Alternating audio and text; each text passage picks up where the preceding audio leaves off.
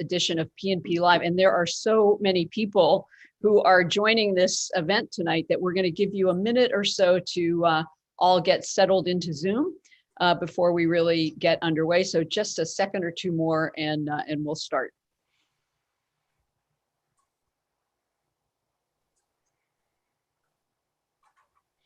So let me just begin with a few quick housekeeping notes. We will have a question and answer session tonight. Many questions were submitted ahead of time. I believe you can also ask questions in the Q&A at the bottom. Because so many people send in questions, we'll do our best to get to as many as possible. And they are great questions covering a whole range of topics, not surprisingly, given the nature of the book. For those of you who ordered signed books, if your book is being shipped, it will go out early next week. If you're picking up your book at the store, you'll be notified by email when it's ready. We expect that to be in the next couple of days. And for anyone who would like to buy a copy of the book or buy additional copies, you can find the link to purchase in the chat. We are so deeply honored to have Congressman Jamie Raskin with us tonight for a discussion of the aforementioned new book, which is hot off the presses this week. It's called Unthinkable: Trauma, Truth, and the Trials of American Democracy. Of course, Congressman Raskin is no stranger to our community, serving for the past 5 years as the representative from the 8th District of Maryland in Congress. I'm proud to say that he is my congressman. Before that, as a member of the Maryland General Assembly, and for more than 2 decades as a professor of law at American University. And we locals feel very proprietary about Congressman Raskin, but affection and admiration for him stretches far across our country. Last year, House Speaker Nancy Pelosi appointed him to lead a group of 9 House prosecutors in hearings that led to the second impeachment of Donald Trump. Today, he serves on the Select Committee investigating the January 6th attack on the Capitol. Congressman Raskin tonight is wearing yet another hat, author. He's written several best-selling books that focus on his academic expertise, constitutional law, and the Supreme Court. But his new book, Unthinkable, has a different origin. It's a story born of 2 tragic events that took place in 1 week in the congressman's life, events that tested his faith in himself, in his country, and in humanity. A year ago yesterday, of course, it's indelibly printed in many of our minds, on January 6, 2021, the congressman and his colleagues were in the Capitol preparing to certify the election of Joe Biden as president. One of Congressman Raskin's daughters and the husband of his other daughter were watching from the House gallery. We all know what happened on that horrific afternoon as a mob inspired by Donald Trump rampaged the Capitol, attempting to overturn the election and subvert our democracy. That was traumatic enough for members of Congress and all those who work in the Capitol, and for anyone who believes in democratic institutions and the rule of law. On top of that, a week before the January 6th attack, Congressman Raskin's beloved and brilliant son, Tommy, died of suicide. Initially, in the congressman's mind, those 2 unthinkable events were distinct and unconnected. Yet, as we learned from his book, they turned out to be linked in important ways that became clearer to him over time. The journey to find purposeful, positive action amid personal grief and despair, and how a nation might make a similar journey from trauma to purposeful, positive action, is the story of this poignant, profound, and beautiful book. Unthinkable was written, I understand, in the wee hours of the morning over many, many months. It's not only a deeply personal memoir and a testimonial about the urgent task of saving democracy, it is also Congressman Raskin's thank you to the thousands of people who reached out to him, his wife, Sarah, and his daughters, Hannah and Tabitha, after Tommy's passing, to many others who expressed appreciation for his service as an impeachment manager and leader in Congress, to his constituents in Maryland's 8th District, and to the countless people from Speaker Pelosi to congressional staffers to Capitol police officers and so many others whose goodness prevailed in the heart of darkness that day a year ago. So now, Congressman Raskin, it's our turn to say thank you to you, not only for your courageous leadership in the House, but for sharing your extraordinary story. It's a privilege to have you with us tonight. So thank you for being here, and the floor is yours, and then we'll get to questions as soon as you're ready. Well, thank you, my dear Lisa Muscatine, for that beautiful, lovely introduction. But unfortunately, my screen keeps flashing up with messages from people who are saying they're not getting sound, and I don't know that other people are saying it's working all right. So I'm assuming your tech people are on that, or is there something we can tell people to do? I don't know. I don't want. Yeah, let Chelsea, I think you and Alan are on it, I hope. Are you? Oh, somebody else said their sound is fine. We have sound. Okay. Yes, we're on it. Thank you. Okay, cool. All right, good. Hey, I mean, I'm a politician. I'm not going to offend my constituents. Hello to everybody out there from Maryland's beautiful 8th Congressional District, and all of our friends from the still disenfranchised colony of Washington, D.C. And I don't know if you have fans and customers from around the nation. I assume you do, Lisa. Politics and Prose has been close to my heart for most of my life.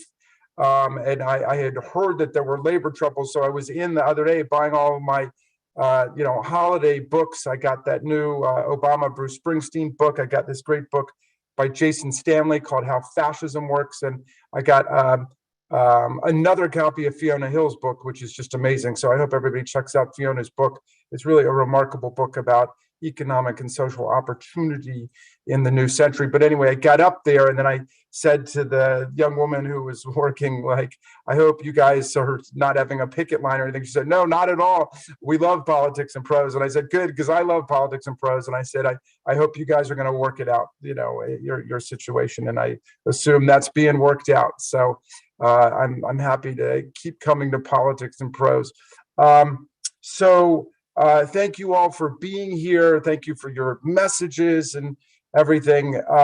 Let me just say a few words about the book and then say a few words about yesterday's observance of January 6th, which is our first time commemorating an insurrection. And I just want to say a word about that and how it went. And then I want to just say something about January 6th and how I'm encouraging people to think about what happened on that day. Then we'll open it up, and I can't wait for questions from all of my friends and neighbors and constituents and everybody who I know is out there. But let me start by just saying this book, of course, was a labor of love for our beloved son, Tommy Raskin, who we lost way too early at age 25. And Tommy was a most remarkable boy and a most remarkable young man. He had extraordinary insight and intellect. We had a friend who is a federal judge now, Allie Nathan in New York, who lived at our house when she was clerking on the Supreme Court for Justice Stevens. And she invited Tommy to go down with him when he was, I think, 8 or 9 years old to see the chambers and meet Justice Stevens and everything. And on the way down there, Allie was talking about what an extraordinary man he was. And he's indeed an extraordinary figure in the history of our jurisprudence. But Tommy said, well, he had a problem with Justice Stevens's dissenting opinion in Texas versus Johnson, which, is the flag desecration case. And Tommy said that Justice Scalia had it right. And why was Justice Stevens in the minority with all of these conservative justices? So Allie was a little taken aback. She was amazed that this little boy knew about even the difference between majority and dissenting opinions. But Allie said, well, Justice Stevens wrote that that desecrating a flag is like posting graffiti on the Lincoln Memorial. And Tommy said back to her, well, we've only got one Lincoln Memorial, but everybody's got their own flag, and that's your flag. So anyway, in a way, I mean, growing up with the two parents who are in the law, my wife, Sarah, of course, has been a banking lawyer and a banking regulator, and I've been a professor of constitutional law. Tommy absorbed everything, and he kind of went to law school through his childhood. So by the time he got to Harvard Law School, he had a lot of time to do other stuff. He was a poet, he was a playwright, he was doing slam poetry. He was just the life of the party, but his intelligence was quite beside the point, because really what was amazing about him was that he had a perfect heart and he loved humanity in a way I've just never seen before. And, he would follow what was going on around the world. He learned about the civil war in Yemen very early and about its impact on children. And for him, that was like finding out about something going on to his sisters, to members of our family. and he would read stories of homelessness and hunger, and he didn't observe it or remark upon it. He thought immediately, what can we do? It was always a matter of moral urgency in his mind, and that was how he thought, because his heart was so extraordinary. And it did not stop at the bounds of humanity. He became a vegan, and a passionate vegan, many years ago. When he used to pet our dogs, Toby and Potter, he would say, "Toby, you're a very fine sentient being." And for him, as he wrote in a number of his really just outstanding poems about not eating meat, for him, it was just a matter of common decency and concern. And he would say that in a time of the Impossible Burgers and Beyond Sausages, these substitutes, there's no reason for anybody to depend on animal slaughter to get their protein anymore. But he wasn't a guilt-tripping vegan. He was an enemy of political correctness in all of its forms. He was just someone who wanted to have a conversation with people about it. And if you asked him about it, he might perform one of his poems, just get up and because people would say, well, why are you vegan? And that, he had one poem he loved to do called Where War Begins. And it's about how the indifference to animal suffering conditions us to accept human suffering and sacrificing humans in enterprises like war. So that's a remarkable poem, which you can find online if you want to check it out. But he would invite people to go out for dinner or lunch and try to cook the best that he could, something for them to show them you can live a great life at the dinner table without, sacrificing animals. But anyway, in the book, I try to go into a lot more detail about what his moral passions were, his political passions, and how he saw the world. I've got some important political disagreements and conflicts in there between us. I talked about his relationship with other people in the family, and especially my father. And in some ways, that's just a very important link in my mind between the two of them. And I write about that. So Tommy suffered from depression and was sent home with the rest of the students during COVID-19 from Harvard. And the times just became very gloomy and isolating and dark and demoralizing. And for everybody, and everyone here knows it, and we're not out of them yet. But it's especially difficult for people who already have a pre-existing mental health struggle. Those were just tough years. And so I write about what I think those years were like for him. And on the very last day of 2020, on that New Year's Eve day, we lost him, and he left us a note, which the police found, which said, please forgive me. My illness won today. Look after each other, the animals, and the global poor for me. All my love, Tommy Raskin.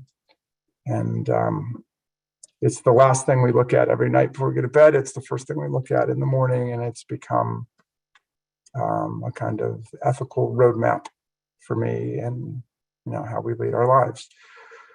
So the book tells the story of how that happened at the end of the year and how we lost Tombo and the agony we were thrust into. And then 1 week later, from Wednesday to Wednesday, the day after we buried Tommy in Montgomery County, we went in, as the Constitution provides, for the joint session of Congress to collect and receive and count electoral college votes, which had been a run-of-the-mill kind of process for a real long time. In fact, one of my colleagues, Ed Perlmutter from Colorado on the Rules Committee, said that it used to be a day of bipartisan conviviality and drinking. It was just kind of a day of celebration going back to the 19th century, I guess. But like everything else, it has been transformed into a bitter partisan competition. And in essence, because of the bizarre and Byzantine and obsolete character of the Electoral College, it's been turned into an extension of the presidential election by bad faith actors who are able to identify booby traps throughout the Electoral College. And we had known that trouble was coming. Speaker Pelosi had asked me many months before to get ready for it. And I describe in the book how we had a team within our leadership group in the Democratic caucus that had been working on preparations for anticipated objections to specific states' electoral college votes. So we had prepared for literally dozens of different kinds of scenarios. The most troubling, of course, was the possibility that Mike Pence would step outside of his constitutional role, which has been designed as a ministerial and administrative one, and then suddenly arrogate to himself and declare unilateral powers to exclude the admission of electoral college votes and simply to discredit and repudiate different certifications by state governors of their electoral college performance. And so that was the one that most scared us, but we were expecting all kinds of shenanigans on the floor. And as I describe it, I lay out the different points in this memo that I had prepared for Speaker Pelosi's leadership team and that I had delivered to people. We had prepared for absolutely everything except for what was going to happen, which was the intrusion of essentially fascist street violence and a mob insurrection, which overtook the proceeding, interrupted the proceeding for several hours as they tried to escalate pressure on Mike Pence. So let me give you my best sense, both from my work as the lead impeachment manager, but also from my work as a member of the select committee on the January 6th attack as to what was taking place that day. And I preface it just by saying, we don't know everything yet, and we haven't filled in all of the details, but I think we've got a pretty good picture. And I like to imagine this in three rings of activity, if you will. And the outer ring was the one with the most people. That was tens of thousands of people who were drawn to Washington by the social media entreaties of Donald Trump, who was urging people to come for a wild protest. And so people came with different understandings, different motives, but those who just came in as rank and file Trump supporters joined a presidential demonstration, a lawful presidential demonstration that was turned into a mob riot. And that doesn't mean that everybody who was in it participated in the riot, but of course, lots of people did participate in the riot, and there was terrible violence. You know that 150 of our law enforcement officers, Capitol cops, DC Metropolitan Police Department cops, there were more than 50 cops from Montgomery County who came down. Others were there from Virginia. Lots of officers just heard about it and rushed to the scene to defend the Congress and the Capitol, the proceeding, and our democracy. And 150 of them, which is a lot of people, I think it's by far the largest scale violent assault on police officers in Washington, certainly in memory, if not in history. They ended up with fractured skulls, broken necks, broken jaws, broken vertebrae, broken ribs, traumatic brain injuries, gouged eyes, huge numbers of gaping wounds, near asphyxiation by mace, bear mace, returned tear gas canisters, and then unknown toxic agents that were being distributed there to fight. Okay, so that was the outer ring, okay, a mass demonstration that became a riot. The middle ring was made up of what I call the insurrection and the insurrectionists. So these were the Proud Boys, the Oath Keepers, the Three Percenters, the Aryan Nations, the Ku Klux Klansmen, the militia people, the people wearing T-shirts saying Camp Auschwitz staff on them, the First Amendment Praetorian, and other organized violent extremist groups who had been recruited to the cause, unified for that day, and had been training for the assault on the Capitol. And these were the people who smashed our windows, stormed our doors, and began the violence against our officers that the rest of the crowd quickly filled in on. But these people had a very specific objective of getting into the building and shutting down the Electoral College proceedings to, quote, stop the steal. In other words, to interfere with the proper counting of electors in order to impose essentially well, let's go to the very central, the very inner ring, okay? And this is the ring of the coup. And the coup is the motor of all the action. And the word coup is a strange one to use in American political parlance because we're not accustomed to having coups in American politics and American history. And we think of coups as something that take place against presidents, but this was a coup organized by the president against the vice president and against the Congress. It's what the political scientists call, I came to understand, a self-coup, where an incumbent president who fears being ousted by lawful constitutional processes mobilizes the machinery of government and his political machinery in order to destroy the election and to destroy the normal processes of constitutional law. So the president, of course, had never accepted the results of the 2020 election. Psychologically, could not accept them. Politically and financially, did not want to accept them. And so originally the idea was to go to presumably cooperative Republican state legislatures in states like Pennsylvania and Wisconsin, and to appeal to those leaders simply to nullify the popular election results and to replace them instead with Trump Electoral College slates. And surprisingly to Trump and his team, and amazingly in some sense, given how far people have gone to placate him, they refused to do that. In state after state, they said, we can't do that. There will be a democratic revolution against us if we just nullify the popular vote. At that point, Trump turned to trying to intimidate state election officials, most infamously Secretary of State Brad Raffensperger in Georgia, telling him to just find Trump 11,781 votes. That was all that he wanted. Hey, I'm a politician. All I want is 11,781 votes. Trump was on a campaign not to stop election fraud. He was on a campaign to execute election fraud, to commit election fraud. And Raffensperger, a lifelong dyed-in-the-wool Republican, again, refused to do it. And he's an unsung constitutional hero of our days who just said, I can't do that. I support you. I gave you money. My whole family's maxing out to you. We support you. But no, I'm not going to fabricate votes. And we've got a phone call of that, and that is under investigation in Georgia. So there were overtures like that to more than 30 different election officials across the country, and all of them failed. So all of it came down to Vice President Mike Pence. Could they convince Pence to declare lawless powers to unilaterally reject Electoral College vote slates, with the end of taking Joe Biden's Electoral College vote total of 306, which is the same as what Trump had defeated Hillary by back in 2016, a margin that Trump had pronounced a landslide.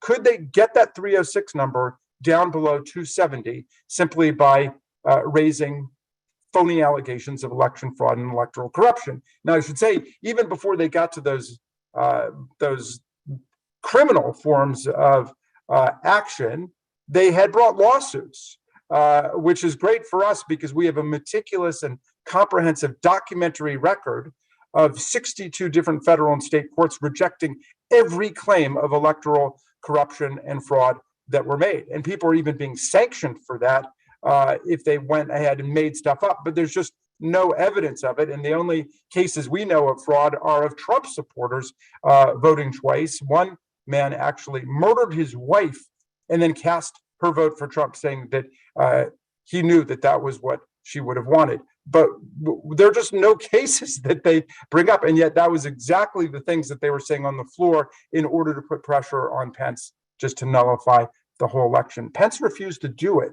And when we got to the floor at 1 o'clock on January the 6th, his staff had distributed a memo to every member of Congress there, setting forth exactly why he was not going to give in to that pressure, saying that was not his role under the 12th Amendment to the Constitution and under the Electoral Count Act. He was not there to unilaterally decide on whether or not to accept or reject Electoral College votes. His role is to preside over the counting of the votes by members of Congress, which is how it had always worked. And for that, the crowd, the mob came in chanting, "Hang Mike Pence," and they had actually set up a gallows outside with full scaffolding. And I'm one member who was there who believes they meant business when they were saying, "Hang Mike Pence, hang Mike Pence," and chased him out of the room. So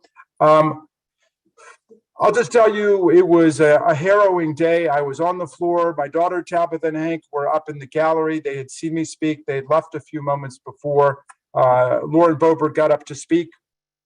That's when I received a text from the actress Alyssa Milano, who's in California, somebody I know, who said, "Are you okay? Is everything all right?" And I said, "What do you mean?" And she said, "There's been a breach in the Capitol. They're coming in." And then all of a sudden I started seeing people everywhere getting these messages. And then I heard a haunting sound I'll never forget of people trying to barrel into the central door of the House floor. Boom, boom, boom, trying to get into the chamber. And members rushed over to try to reinforce the door, to push up furniture against it. Capitol officers came in with guns drawn and scattered everybody. And it was just chaos at that point. Somebody said, "Put on your gas masks." We didn't know we had gas masks. People were finding them and trying to put them on, and they were all going off. It sounded like some kind of bomb drill exercise or a fire exercise. It was just a nauseating sound in the air, and people were trying to call their husbands, their wives, their kids, their parents to say goodbye. There were, people shouting that they were hearing gunshots. And up in the gallery, a lot of our colleagues were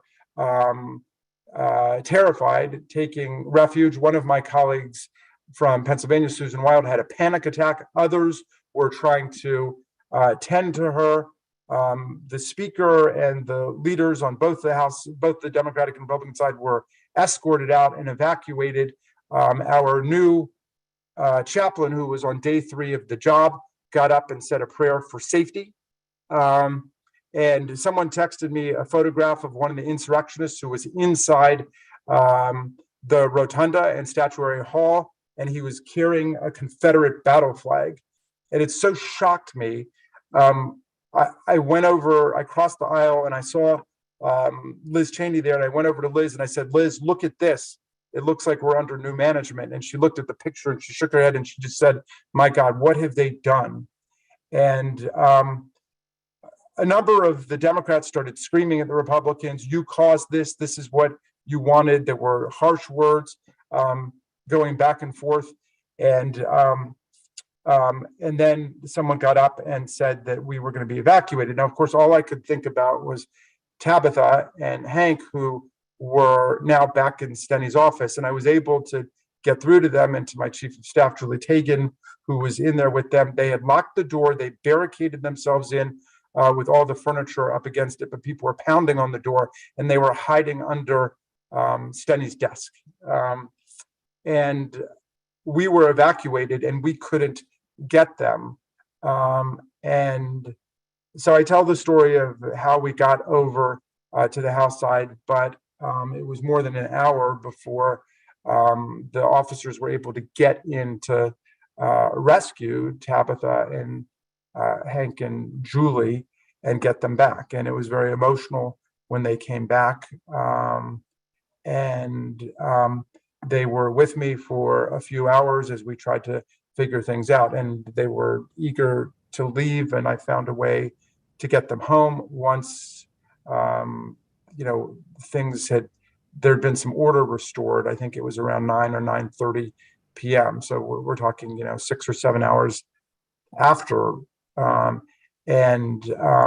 on the way out, and this was the story I told at the Senate trial, I hugged them, I kissed them, and I said to Tabitha, I am so sorry. It will never be like this again when you come back to the Capitol. And she looked at me just totally serious, and she said, Dad, I don't want to come back to the Capitol.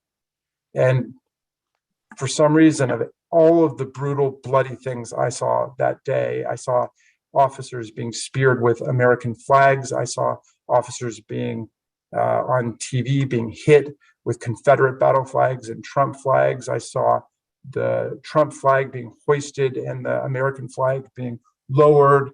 Of all of the terrible things I saw, for some reason, that was just the thing that struck me the hardest, because I felt like it was this kind of very factually rooted, plain statement of rebuke for my chosen career, everything that I was doing in politics and public life. I mean, she was basically saying, I don't want to come back to the Capitol. I don't like your workplace, and I don't like what's going on in the government. And so it shocked me. In any event, we did go back in. Those guys left. They got home. I made sure that, they arrived safely. Sarah was waiting for them and panicked, of course, along with the rest of the family. But they got back, and then we ended up going back in, despite the fact that around 900 people had entered the building unlawfully. And as Lindsey Graham said that day, all of us could have died. They could have had a bomb because they entered without going through the metal detectors. And, Tabitha and Hank had asked me before they decided to come, because they'd been, urging me not to go. All of the kids and everybody was saying, don't go. And I said, look, I've got to go. It's a constitutional duty. We have to be there. I live closer to the Capitol than any other member of Congress. A lot of people were afraid they couldn't make it because either they had COVID-19 or people in their family had COVID-19, or they thought the travel was going to break down. And I said, I'm not going to do that to Nancy Pelosi. I'm going to go, but why don't you come with me? And they said to me, well, will it be safe? Because we know that Trump is inviting all of his people to come. And I said, of course it'll be safe. We'll be in the Capitol. And I had a really specific image in mind, which was from June 2nd of 2020, when Black Lives Matter came to the Capitol, and there was a phalanx of National Guardsmen just totally decked out in riot gear with their weapons on the steps of the Capitol. And I just had this image in mind, thinking that the Capitol is impenetrable, it's invulnerable, and this one we're much more ready for. I mean, Black Lives Matter, that was silly. That was an impromptu rally called the day after Trump and William Barr had staged their paramilitary police riot against Black Lives Matter in Lafayette Square to scatter the crowd, including a lot of my young constituents, by the way, in order for Trump to have his triumphant walk across the street to enter St. John's church property and wave somebody else's Bible over his head to essentially try to violate all 6 rights contained in the First Amendment at once. But anyway, I discussed that a bit in the book. But there was no call for that kind of force on June 2nd. There clearly was a call for that kind of force on January 6th. And I just imagined it would be like that. And I obviously imagined wrong. So, you guys know the rest of that story. And I guess, those of you who are into it probably watched the Senate trial, so don't need to get into that. But I will say that when Nancy called me, when Speaker Pelosi called me to ask me to be the lead impeachment manager, and we voted 1 week. So we lost Tommy on a Wednesday. A week later on Wednesday was the insurrection. A week later, to the day after that, we impeached Donald Trump on the floor of the House. And she asked me to be the lead impeachment manager. And I got to tell you, at a time in my life when I wasn't sleeping, I wasn't eating, and I wasn't sure whether I would be able to do anything ever again. I really thought, as I kept saying on the day we lost Tommy, my life is over. I've lost my son, my life is over. Her asking me to do that, I came to realize as I wrote the book, was throwing me a lifeline. It was a way for me to return to the land of the living, because she was saying that I was needed, and she wanted me to organize the team and to organize our case. And I will always be proud of what we did. We ended up with the most sweeping bipartisan vote in the Senate to convict and impeach president in American history. There have only been 4 Senate impeachment trials of presidents in American history. Andrew Johnson was the first, then Bill Clinton, when that was utterly ridiculous, and then Trump 1 and Trump 2. And we were able to convince all 50 Democratic senators and 7 Republican senators, 14% of the Republican caucus, Republicans from New England, the Mid-Atlantic, the Midwest, the South, the West, Alaska. We were able to convince them with, I think, overwhelming, unrefuted, and irrefutable evidence that Donald Trump had incited a violent insurrection against the Union. It is, I think, to the everlasting shame of those Republican senators who essentially engaged in the worst, most public act of jury nullification in American history, that they could not bring themselves to honor their oaths as either senators or as jurors, as they were sworn to render impartial justice. And they did the reverse. They rendered partial justice, specifically partisan justice. Although Donald Trump's not much of a partisan, I tell my Republican friends, he's certainly no Republican like Liz Cheney or Adam Kinzinger. I mean, he was a Democrat for a long time. He was an independent. He wanted to run for president in the Reform Party. He's a con man.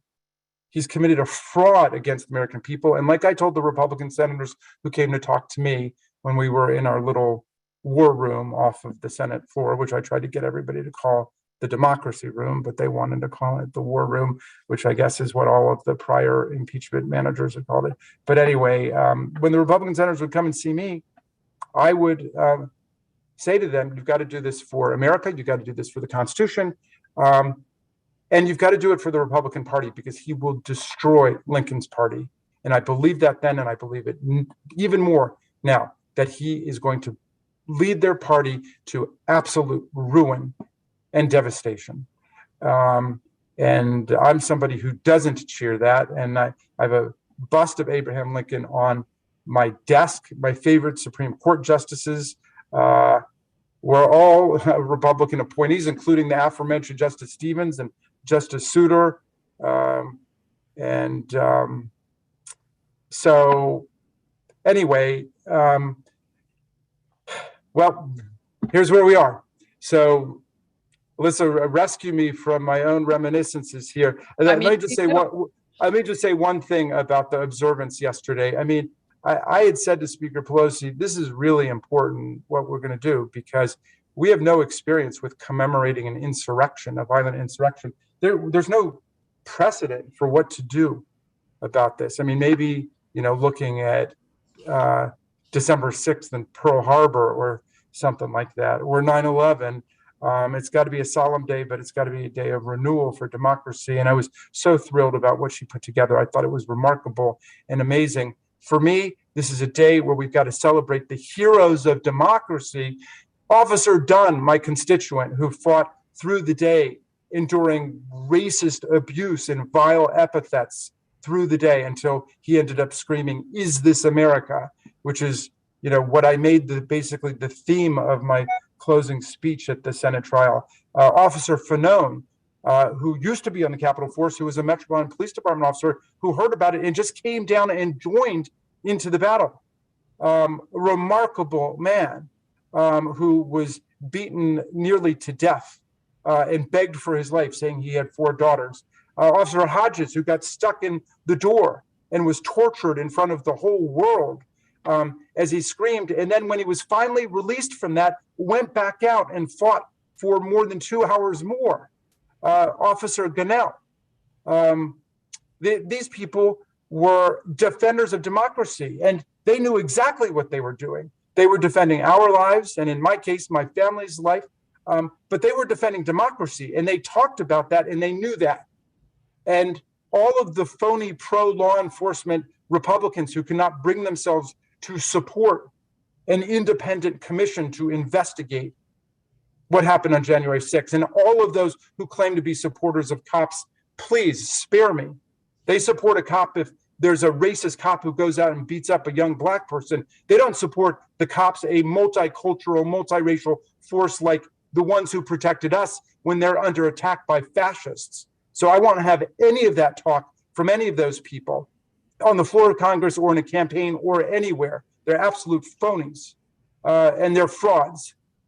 And everybody should take a moment to go and thank the cops on the Capitol Force and thank the cops in Montgomery County and thank the cops in Virginia and on MPD for what they did, because they were on the front lines of democracy. And we've got to support the cops just like we support the firefighters and the public school teachers and other public servants. These are working class jobs that people have, and they are defending our democracy, and we need them in the fight against violent white supremacy, because those people in that middle ring of the insurrectionists, they went from 500 in August of 2017 when they tried to unite the right down in Charlottesville in that nightmare parade they had down there beginning at a synagogue. And when they got to Donald Trump's January 6th march, they were a group of thousands, and they were the frontline stormtrooper vanguard of a rally of 40 or 50,000 people. And if you look at their websites, they were congratulating themselves for almost knocking over the government of the United States and bragging about it and saying, and next time they're not going to leave their firearms in the car or back at the hotel or motel. So our committee is going to tell the story of what happened to America in granular detail so we understand the stakes of what we're up against. Every authoritarian, despot, kleptocrat, bully on earth, Putin in Russia and Orban in Hungary and El-Sisi in Egypt and Duterte in the Philippines, all of them are rooting for Donald Trump to come back. And I'm sorry if that sounds partisan. I will tell you, Liz Cheney is one of my best friends in Congress now. I love Adam Kinzinger and Mitt Romney and Senator Burr. So for me, it's not a partisan thing, but our democracy is under attack. I yield back to you, Lisa. No, listen, thank you for that. I think we all watched President Biden's speech yesterday with not only with interest, but it just felt like it was time to say a lot of what he said. Hey, listen, we have so many questions on a range of things and a lot about, questions about Tommy. Many people want to know the ways in which the book was inspired by Tommy. And my answer, I think, for you would be read the book, because you really do obviously tell that story in the book. But there is a story in the book. I was going to see if you could talk a little bit about why you got into politics in the first place. You were a law professor and a seemingly pretty happy, stable law professor, but your son, Tommy, had an influence on why you first ran for office. I mean, I felt, well, not just Tommy, but Tabitha and Hannah, I just felt, in my case, I'm not speaking about everybody in academia. For me, I kept writing more and more law review articles and books and stuff. And I felt increasingly detached from it. Like, if I'm really serious about this stuff, I want to do it. Tommy had a favorite line from Wittgenstein, who, all of the bright young people find one day. And Wittgenstein said that the test of truth for an empirical proposition is whether it corresponds to reality. The test of truth of an analytical proposition is whether it follows the rules of logic. But the test of the truth of an ethical or moral proposition is the courage with which you act to make it real in the world. And I just felt like if I was trying to say things of an ethical, moral, and political nature, I had to do what I could. And there was an opportunity, I felt, because we had a long time serving incumbent state senator for 32 years who had been trying to expand the death penalty in Maryland, who had been resisting marriage equality, who introduced a pro-Iraq war resolution. And I was an absolute opponent of the Iraq war. And I said I was going to run for office. And I tell this story about how Tommy, was like my key advisor as I was going around and talking to people. And a prominent figure in Montgomery County politics said, you can't do it. I said, why not? And he said, you can't run against the machine. So Tommy said, who's the machine? And then he named like 3 or 4 people. And Tommy said, but Dad, aren't there like 175,000 people in the district? That's just 3 or 4 people. And I've never had a better lesson in one person, one vote democracy and what democratic politics is really all about. We each have one vote. And my favorite story about that campaign is when I first started, a pundit told the the Montgomery County newspaper, Raskin's chances of victory are considered impossible. And 9 months later, we got 67% of the vote. And a pundit told the Washington Post that Raskin's victory was inevitable. So we went from impossible to inevitable in 9 months. And I like to tell the young people, hey, in politics, nothing is impossible. Nothing is inevitable. It's only possible through the democratic arts of education and organizing and mobilizing people for change. And that's really the theme of the project that I do with our young people, which has become really my whole campaign. It was something I originally built with Tommy and the girls called Democracy Summer. And we use it to educate young people in the history of social change and then train them on voter registration and canvassing and digital organizing and how to be effective actors today. Well, there's so much about Tommy and your daughters and your family that, I just will ask you one more question on behalf of the audience about Tommy indirectly. And that is, what things have you found to be universal among those who have survived the suicide of a family member? Well, what I write about is trauma generally. I've got a friend, Norman Sandrich, who is a professor of classics at Howard. And I called him and I said, who's the Greek god of trauma? And he said, there's no Greek god of trauma, as far as he knew. And so we decided to imagine a Greek god of trauma, and we imagined him or her as a god like Janus, who looked both to the past and then also to the future at the same time. And the god of trauma strips from you everything that is most precious and most important and most beloved to you, and rips joy right out of your heart. But then, paradoxically, bizarrely, trauma links you to other people in a far more profound way than you ever knew. And it connects you to other people's pain, other people's loss, and other people's grief. And it gives you just a far broader understanding of what it means to be human. And so then I imagine saying to trauma, the god, well, okay, that's interesting, but I don't think that sounds like a fair deal. I don't want to accept it. But that's the catch. It's not up to you. Trauma is something that's imposed upon you. So you can accept that sense of tragic wisdom and connection to other people and then try to build from there something greater, or you can reject it. But I think those are really the only choices, because you can replay things a million times in your head, but you can't go back. One of the really amazing and interesting things in the book is the connection that you search for, it seems, and establish in ways about these two, what you describe as two very distinct events that both were traumatic and tragic. And they kind of made me hopeful about the country.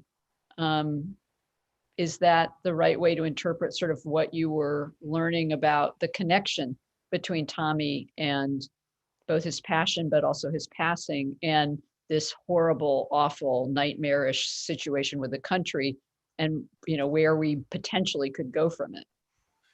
Well, the word truth is in my title because the truth is so essential in any kind of personal and family reconstruction after a nightmare like this. And it is absolutely essential for any kind of social and political reconstruction after a nightmare like January the 6th. And, I fault myself, if, you've gotten through my book, I fault myself for not using the word suicide more freely and talking about suicide more openly. I think I was operating under the misapprehension that if you don't talk about suicide, then you will make it less likely. Or if you do talk about it, you will inflate its importance and you will somehow conjure it into being. And that's wrong. When you don't speak words, it gives them more power. It gives them more mystery, and I liken that to the word fascism, which we don't like to use. It's considered impolite in American politics and American history.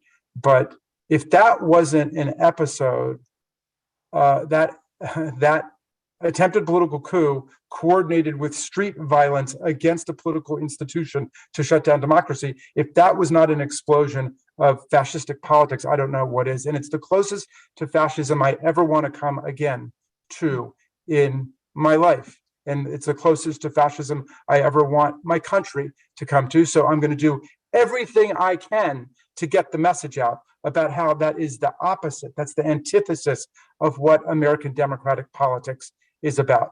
And to teach the young people about our Constitution and how it works, and also to keep improving on our governmental structure, because the Electoral College is a positive danger to us now because of all these booby traps in the process, which bad faith actors like Donald Trump now know how to exploit. Mhm. So we're going to fight for people's right to vote. We got to stop the voter suppression. We got to overcome the filibuster, and we got to stop the gerrymandering of our districts. They've got every, anti-democratic trick in the world in their bag of tricks. But I do think that the vast majority of the American people reject what they're trying to do. But we've got to mobilize and galvanize and educate people.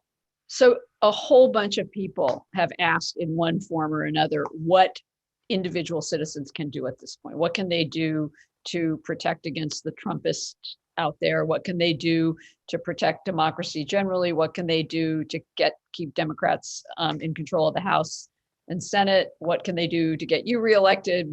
Just everything. People are desperate for ideas of how to participate at this point. And I think in the questions, there's almost a sense of, I wouldn't say hopelessness, but desperation almost about, we have to do something, but what is it? Well, my dad used to say, when everything looks hopeless, you're the hope. And so I'm glad people are asking that, because all of us need to be asking ourselves what we can do and what we can do better to get us through this nightmare. And I wish I could say it's as simple as just getting rid of Donald Trump. Maybe if we had the Senate, 10 extra Republican senators had actually convicted him and we had barred him from future federal office, maybe that would have neutralized the Trump movement. But at this point, we clearly are dealing with more than one guy. We are dealing with a fascistic style movement that has, as Joe Biden said yesterday, and as I've been saying for 2 years, a rule or ruin philosophy. Either they're going to rule everybody and everything, or they're going to ruin our prospects for making progress in the country. So we got to keep moving forward, like with the infrastructure plan, which President Biden and the Congress actually got done, $1 trillion investment in our roads and bridges and highways and universal broadband and the ports and the airports and so on. Despite all of the talk about it, nothing happened for 4 years before, but Joe Biden got it done in his first year. We got to move to get Build Back Better done. But then we have to bring in young people into this struggle. And I'm talking high school kids and college kids, and we've got to educate them. Anybody who wants to help me out on Democracy Summer, it's a nationwide project now that's been adopted by the Democratic Congressional Campaign Committee, and I'm the vice chair of it. And so we would love to have you there. I love hearing from Republicans and independents all the time who want to participate in action to educate young people and to defend our democratic institutions. All of us need to be involved at every single level.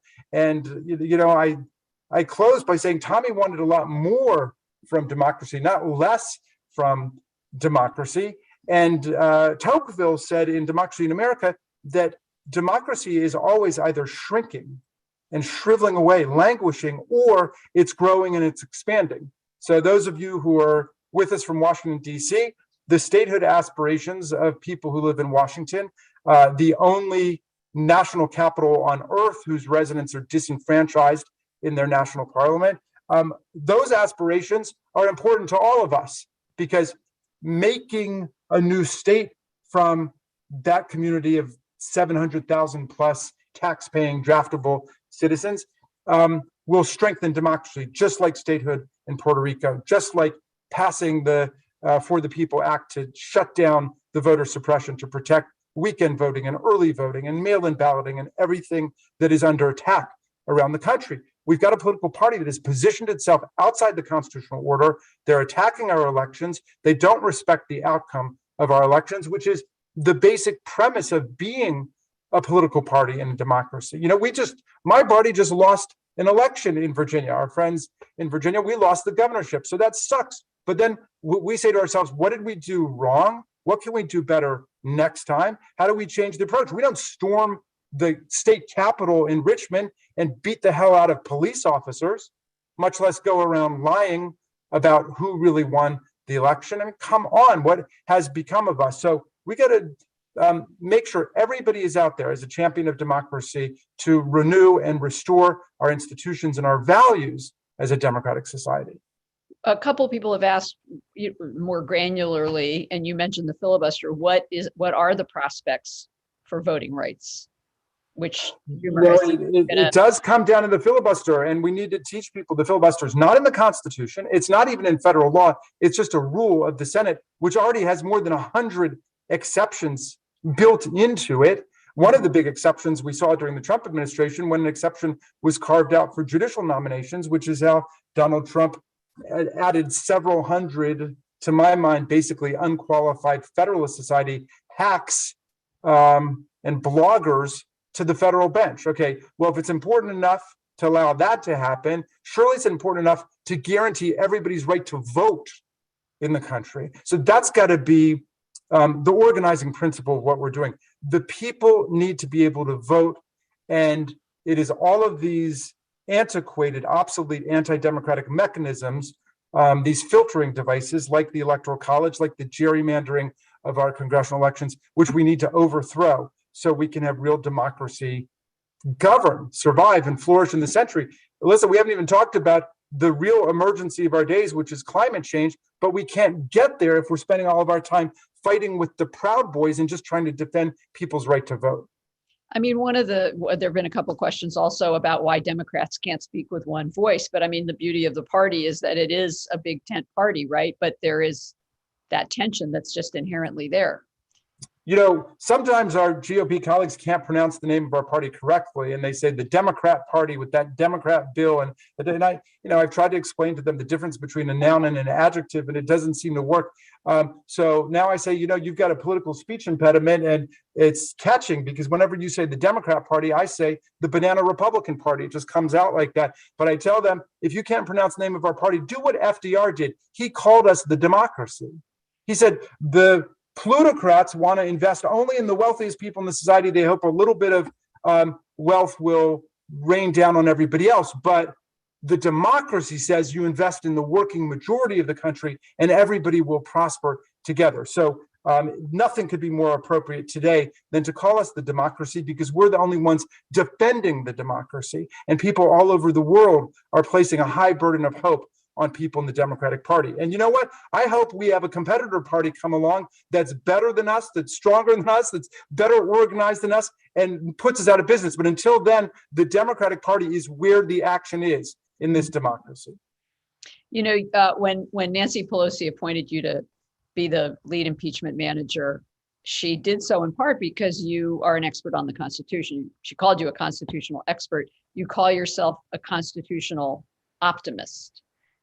Yeah. Are you still a constitution? I mean, yes. Yes, of course I am. I mean, it's got a double sense. I mean, one is it is in my constitution to be optimistic. I mean, everybody in my family, my sisters, everybody calls me Mr. Rose-colored glasses, and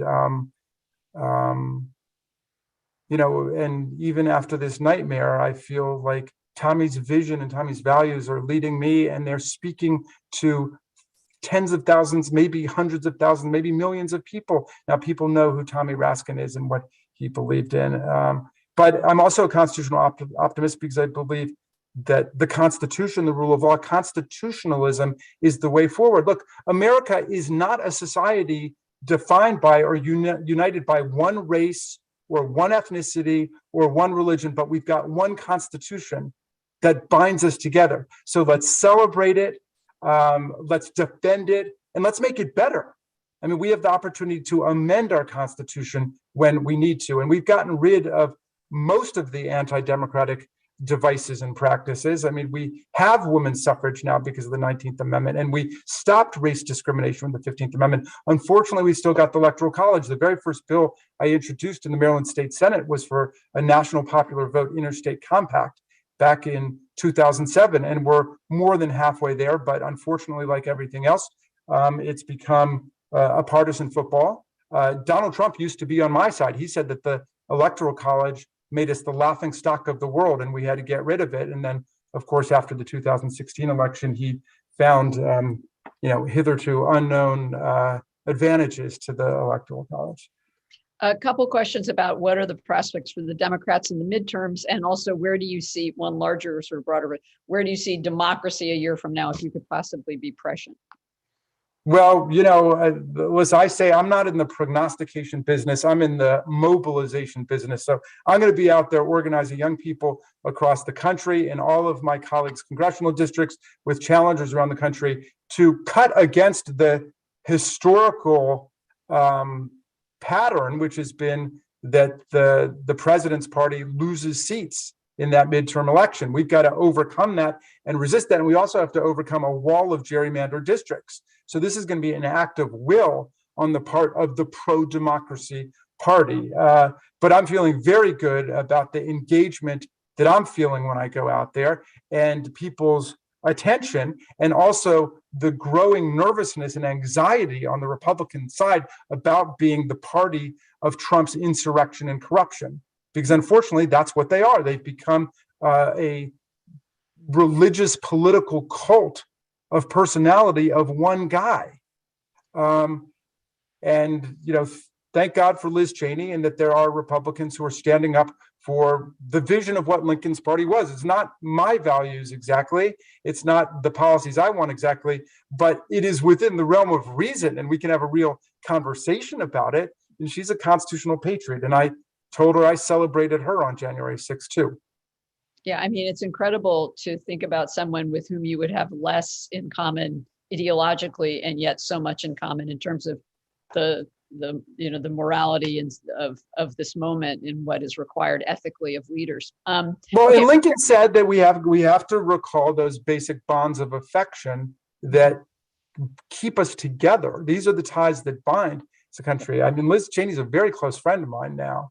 I mean, I love her, and I know her kids, and she knows my kids, and nobody's going to tear us apart. And when you look at it historically, by the way, because I've tried to look at coups that have taken place, the single best indicator of a successful coup coming is a recently failed coup, where they can diagram the weaknesses and the inadequacies in the current structure. But also, when you look at how coups and fascist movements are defeated, they're never defeated by liberal parties and progressive parties and movements on their own, whether we're talking Chile, Argentina, Greece, whatever it might be.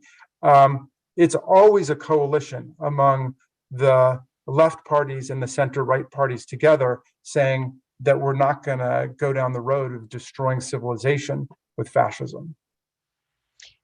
We are a little bit out of time. We're several minutes over, but I do want to, and I'm not going to ask you this question because I know you won't answer it, and then you'd kill me if I asked it. But there have been a variety of people or a variety of questions from people who have essentially wanted to know, will you run for Cardin's seat? Would you run for Van Hollen's seat? Would you run for president? Would you run for Speaker of the House? You're welcome to answer any of those. And then, but my favorite was a comment that said, you should have been Time Man of the Year. So, well, thank you to everybody out there. I assume urging me to run for president is a compliment. I don't know about that, but no, I send my love and thanks. I've got the greatest constituents in the world in Maryland's 8th district, whose boundaries, of course, are changing along with the other districts. We've got to get out of this gerrymandering thing. It's just a nightmare. Politicians should not be involved in it. It makes no sense at all. And that's another point of partisan frustration, because it was in our For the People Act, and the GOP now stands for the gerrymander only party because they thrive on that, because they control more than double the number of seats that we do. In any event, I don't know what the future holds, with all honesty, Liz. I really don't know what I'm going to be doing. I wanted to write this book to express my love of Tommy and my love of our country, and the importance of all of us getting in this fight. And I don't know what the future holds for any of us, but I hope it is a glorious democratic future for all of us, and that we're going to deal with climate change. And I certainly will be part of it in any way that seems to make sense to the people around me. Well, I really hope, Congressman, that everybody will read the book. This is what it looks like. Because your love of Tommy comes through so loud and clear. your love of country comes through so loud and clear. Your commitment to the ideals of this country come through so loud and clear. And as I said at the outset, it's really a beautiful, beautiful book. It's a poignant and profound book that we need at this moment. And, it took a lot of courage to do what you did to write it. It's hard to write any book. It's especially hard to write a book that's so personal. And I think we owe so much to you for that and for your leadership in Congress. And so many people have been touched by what you've been through and your willingness to share it and talk about it, as you say, to tell the truth, both about January 6th and the impeachment and everything else, and also about, these experiences that you went through personally. So everybody, this is the book. You can purchase it on our link on the chat. You can buy it in the store. You can order it online. Congressman Raskin, really, thank you so, so much. Congratulations. I hope this is at least somewhat cathartic for you, and that now that this is out in the world, you can take really great comfort and pride in the fact that you're helping a huge number of people through the telling of this story. Well, I appreciate that very much, Lisa, and I've been really cheered already by all of the email messages and texts and stuff I've gotten from people who've read it, and people are finding different things in the book and different things to engage with, and that means a lot to me. Thank you for your wonderful messages to everybody. Special thanks to all of my wonderful constituents in the 8th Congressional District. Anybody else who wants to be on my email list, just send me an email. I will put you on my list, and you will never be lonely again. I guarantee it.